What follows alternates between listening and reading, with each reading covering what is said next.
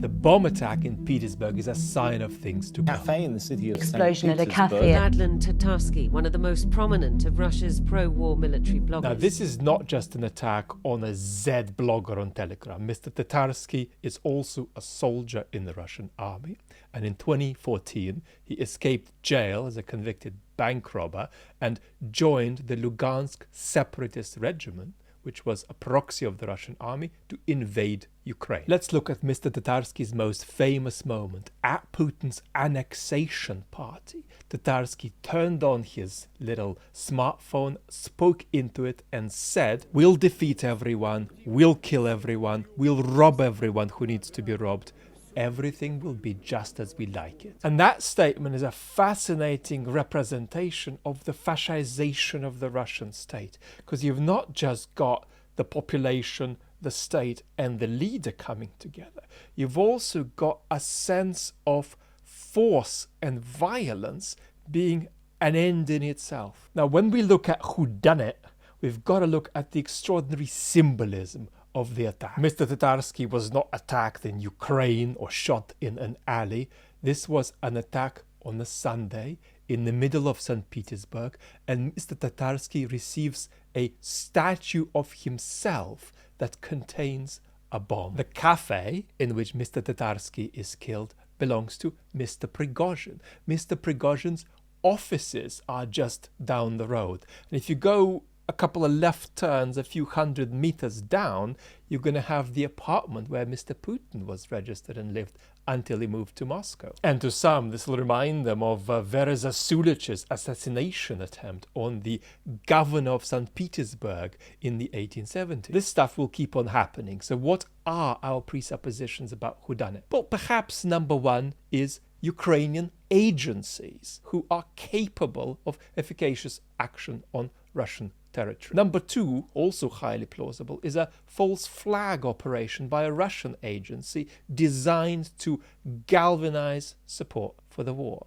In third place are intra-Z conflicts, or indeed some kind of criminal or semi-criminal dealings that folks like Mr. Tatarsky are often very involved in. The least likely option are anti-war, anti-Putin opposition people, and that's for two reasons. The liberals among them would not countenance the death of bystanders. That's number one.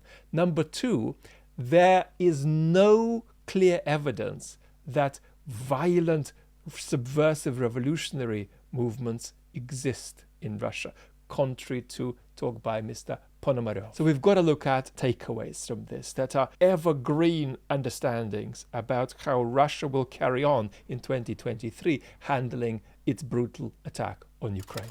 The first takeaway is the enmeshing of the criminal world and the state in Russia. This happens to a convicted criminal on premises allegedly owned by a convicted criminal who has an army of convicted criminals working for the Russian state. The second takeaway is how the Putin regime is diluting its monopoly over organized violence, which is a very sharp contrast to the Stalin regime, for example, which kept that monopoly tightly.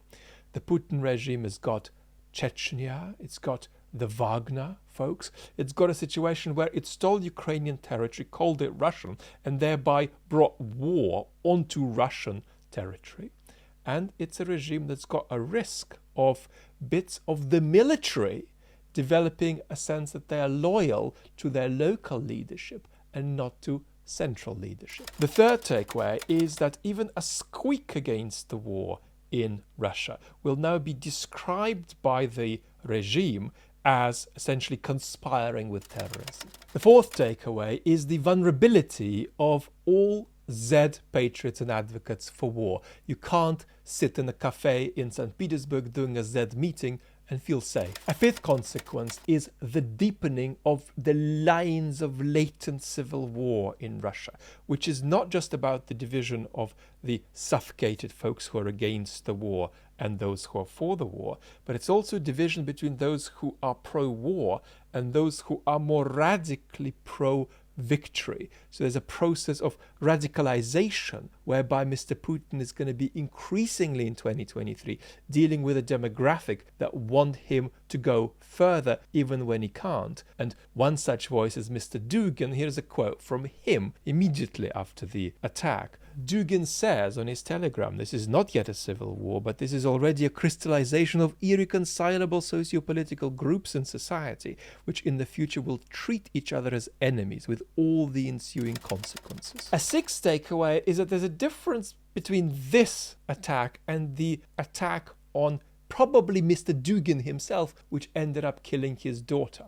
There was an individual targeted. Here, it's the entire scene and theatre of the attack that is meant to have a symbolic value that goes beyond the individual victim. The seventh takeaway is perhaps the most important, that the war will now be routinely manifesting on Russian territory. Not just in the form of Ukrainian agency activities or Ukrainian drones or Russian false flag operations, but also in the form of Russian soldiers coming back from the front, traumatized, desolate, familiar with killing. The eighth takeaway is that these events come with unforeseen byproducts and consequences that undermine the Kremlin's capacity to balance two things.